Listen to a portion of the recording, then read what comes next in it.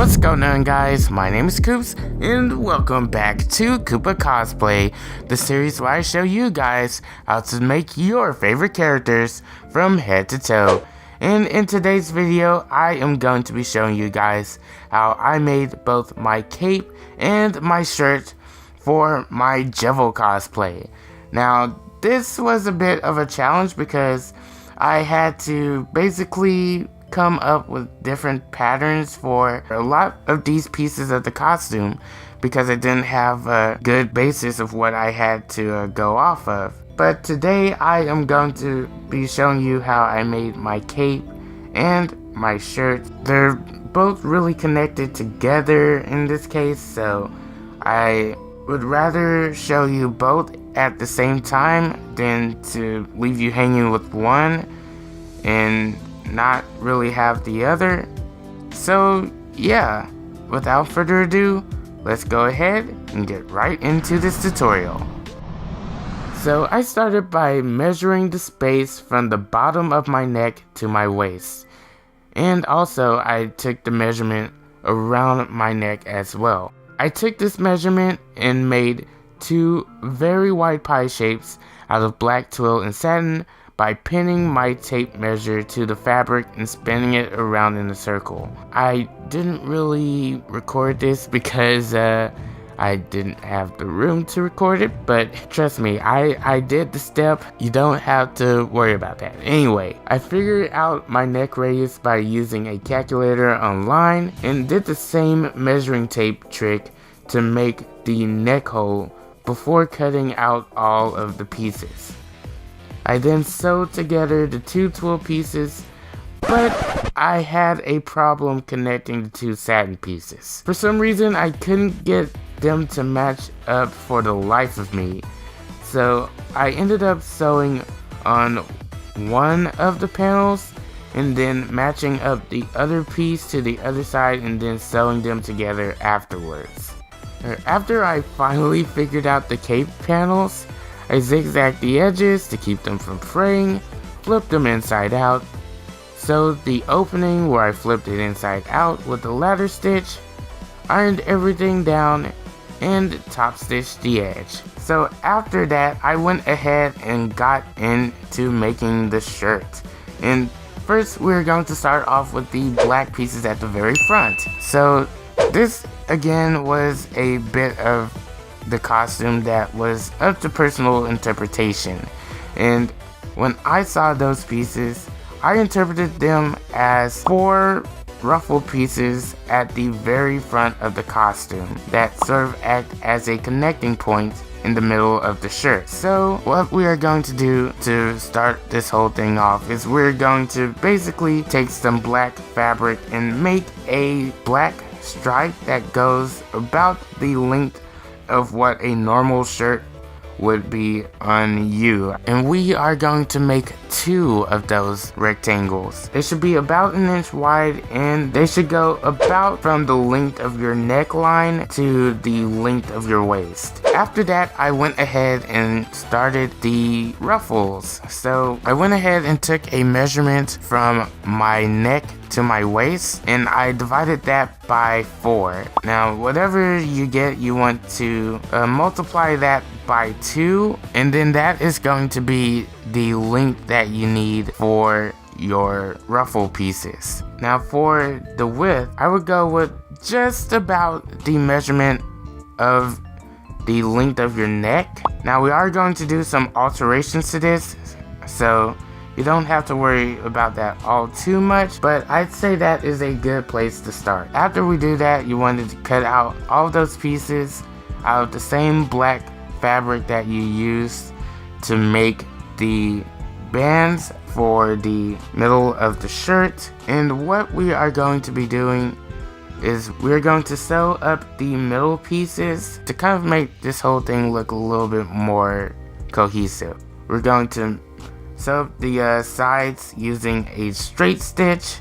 and we are going to go ahead and interlock all of the edges of this. And then after that, we're going to go ahead and set those pieces aside, and we're going to go ahead and get right into the shirt. So in order to make this actual main portion of the shirt, I just used a regular button-up shirt that I already had for the main pattern portion. And I'm only using this for the middle portion. I'm not using it for the sleeves just yet. Now the middle portion, I actually used more of a periwinkle fabric for this to kind of match the color scheme of Jevil. So I went ahead and cut out a back panel, which is the full profile of the middle of the shirt, and I went ahead and cut out 2 front panels, which in order for me to get those, I just went ahead and unbuttoned the shirt. After I cut out both of those panels, I went ahead and sewed both of them together at the shoulder and the hip using both a straight stitch and an interlocking stitch. And yeah, that is the middle basically done. So with that done, we are going to move on to the sleeves. The sleeves were cut out of the same black fabric that I used for the ruffles and the band piece that goes down the middle of the shirt. And what I did was I basically took the shirt that I made the panel patterns from for the middle of the shirt, and I used the sleeves to make a general pattern for the sleeves of the shirt. All I did to really adjust the pattern was add a little bit of fabric to the top, and this made the sleeves look a little bit more poofy, which is exactly what we wanted. I also went ahead and added a bit more fabric to the bottom, again to help make the sleeves look a bit more poofy.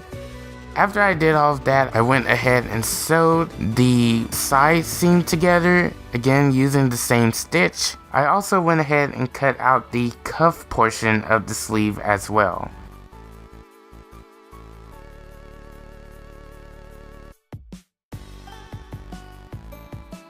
Now at this point I started putting everything together and actually seeing what everything was going to look like. So what I did was I went ahead and sewed the sleeves into the arm after gathering a bit of the sleeve at the top. And yeah, the whole thing is starting to come together. After I sewed on the sleeves, I sewed on the 2 bar pieces that connect the middle of the shirt together. Now after we've gone ahead and done all of that sewing, I sewed on the ruffle pieces.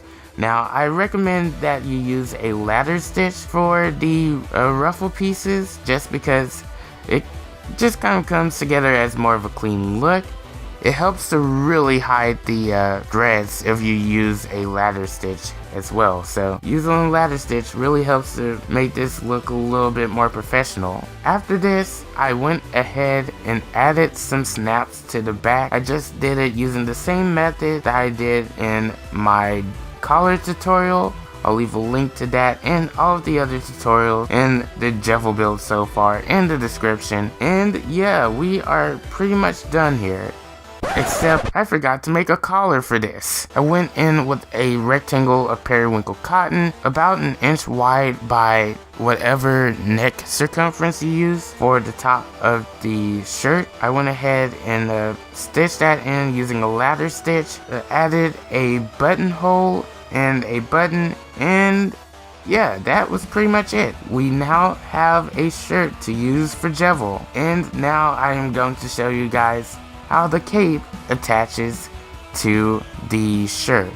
And it's very simple. It's just the same snaps that I used for the pants. I just went ahead and sewed them in with a little bit of hand sewing, and the cape just simply snaps onto the shirt, and the collar actually hides the snaps, so it looks very clean when it all comes together. So yeah, that is how I made my shirt and my cape for my Jevil costume. I know this was a pretty lengthy tutorial, but heck, I'd rather have you have both of the tutorials for the cape and the shirt now, since they're 2 interlocking pieces that go together. Next time, I am going to be showing you guys how I made the tail harness for my costume. But if you did like this video, make sure to hit that like button, subscribe, and also turn on notifications to stay up to date with when I post. And until next time, I've been Coops, you've been awesome. Take care, and goodbye.